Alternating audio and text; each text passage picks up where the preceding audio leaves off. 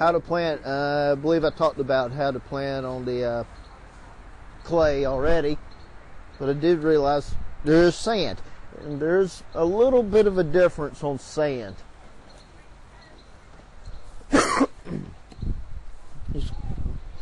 We have a handout normally as far as planting, whenever you're planting a fresh plant, and it's got on there how to plant trees, and basically it applies to all your shrubbery, and it's got a section in with clay or sand, and depending on what you have, sometimes we'll mark out the one you don't need to worry about.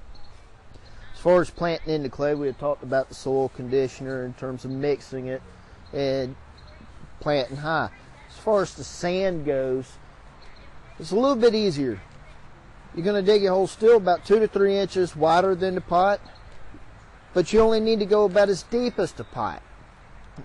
Most of your plants, whenever you buy them, 95% of the time, are already sitting down into the pot. So if you go as deep as the pot, you've already dug a little extra.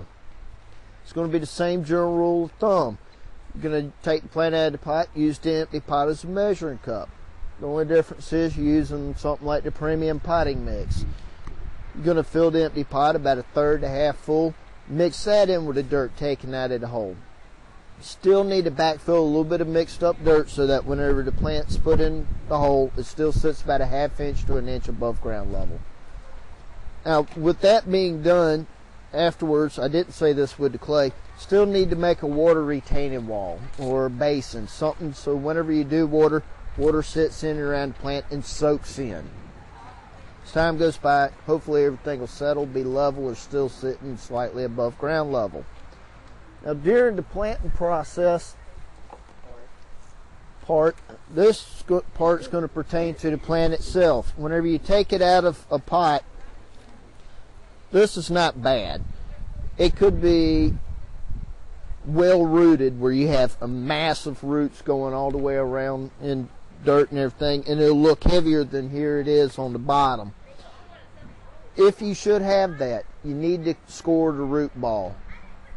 I advise going in about 1 inch deep from the top of the root ball straight down to the bottom in 3 different places where you can stick your fingers in, pull on the roots, and get them started growing out so they don't continue growing in a circular motion and choking itself out. Crisscrossing on the bottom, pulling those, kind of getting them going down. And that's going to be on any plant like that.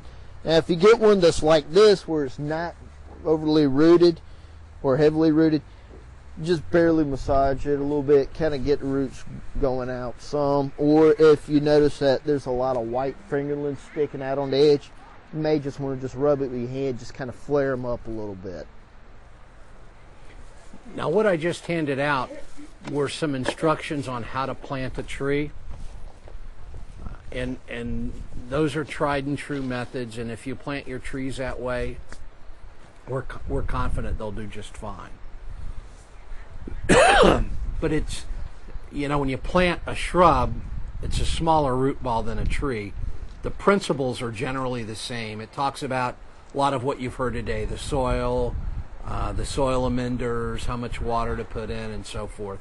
But that's what we've used as a methodology over the years, and it's also what Clemson would tell you to do. And for those of you who have questions about your soil, the Clemson Extension Office is located right across from Kmart, right around Taco Bell, Lizard's Thicket over on number 1, 378, where they run together. You can take a soil sample in there. They'll test your soil. They'll come back and tell you exactly what you need to add to your soil.